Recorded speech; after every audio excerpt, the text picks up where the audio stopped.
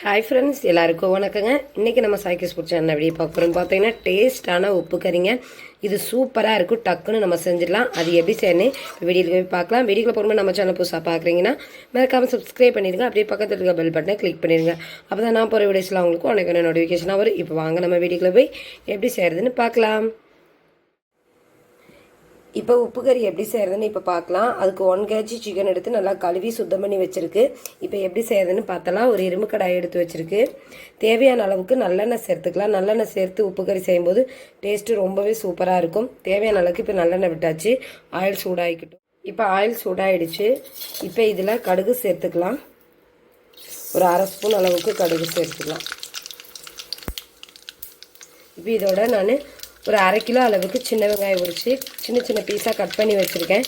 சின்ன வெங்காயம் சேர்த்து உப்பு கறி செய்யும்போது டேஸ்ட்டு சூப்பராக இருக்கும். இந்த சின்ன வெங்காயத்தை சேர்த்துக்கலாம். இதோடவே வரமிளகாய், காஞ்ச மிளகாய் தேவையான அளவுக்கு காரத்துக்கு தகுந்த அளவுக்கு கட் பண்ணி உள்ளுக்குள்ள இருக்க அந்த சீடெல்லாம் எடுத்து வச்சுருக்கு. ஒரு கொத்து கருவேப்பிலையோடு அப்படியே சேர்த்துக்கலாம்.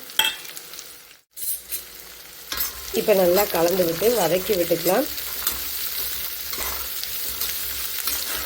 பெரிய வெங்காயம் சேர்த்து செய்கிறத விட சின்ன வெங்காயம் சேர்த்து செய்யும்போது டேஸ்ட்டு சூப்பராக இருக்குங்க. அதனால தான் சின்ன வெங்காயம் நிறையா கட் பண்ணி எடுத்துருக்கேன்.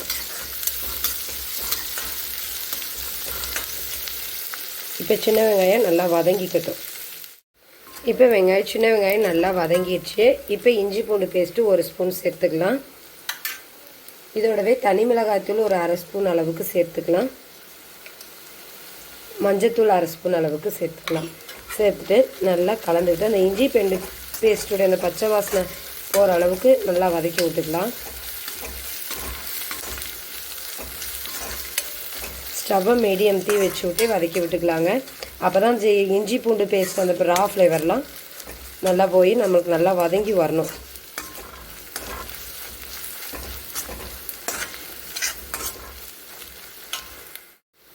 இப்போ நல்லா அந்த இஞ்சி பூண்டு பேஸ்ட்டுடைய அந்த பச்சை வாசனை போகிற அளவுக்கு நல்லா வதக்கி விட்டாச்சு. நல்லா வெங்காயம் சுருண்டு வர அளவுக்கு நல்லா வதங்கிருச்சு. இப்போ சுத்தம் பண்ணி வச்சுருக்க சிக்கனை நம்ம இதோட சேர்த்துக்கலாம்.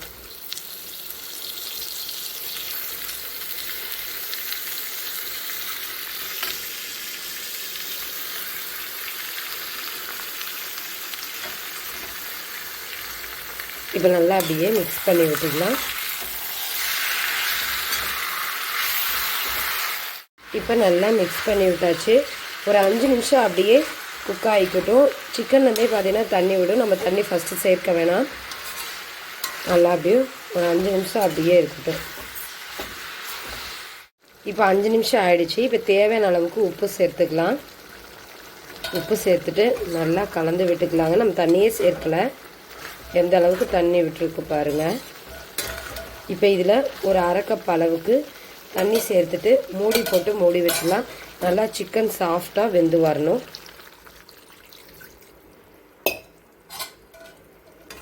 நல்லா அப்படி ஃபுல்லாக ட்ரை ஆயிடணும்.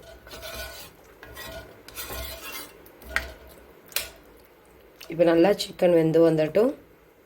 மூடி போட்டு மூடி வச்சுக்கலாம். இப்போ மூடியை ஓப்பன் பண்ணி பார்க்கலாம்.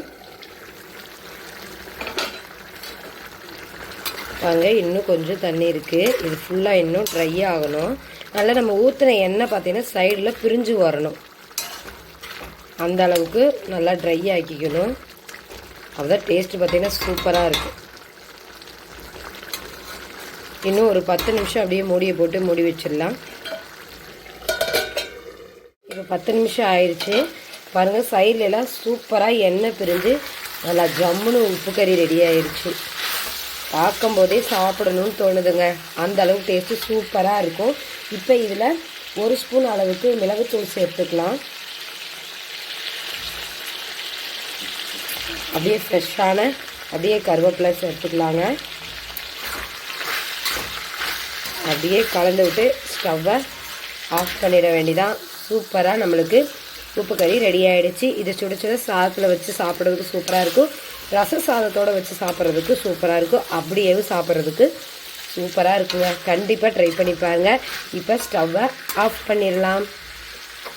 கண்டிப்பாக நீங்களும் இதே மாதிரியே சிக்கன் சிந்தாமணி ட்ரை பண்ணி பாருங்கள். இந்த வீடியோ பிடிச்சிருக்குன்னு நினைக்கிறேன். மறக்காமல் பிடிச்சிருந்தா லைக் பண்ணுங்கள், ஷேர் பண்ணுங்கள், கமெண்ட் பண்ணுங்கள். அப்படியே சப்ஸ்கிரைப் பண்ணிடுங்க. பக்கத்தில் இருக்க பெல் பட்டனை கிளிக் பண்ணுங்கள். அப்போ தான் நான் போகிற வீடியோஸ்லாம் உங்களுக்கு உடனே நோட்டிஃபிகேஷனாக வரும். Thank you friends. இன்னும் இன்ட்ரெஸ்டிங்கான சமையல் வீடியோவில் சந்திக்கலாம்.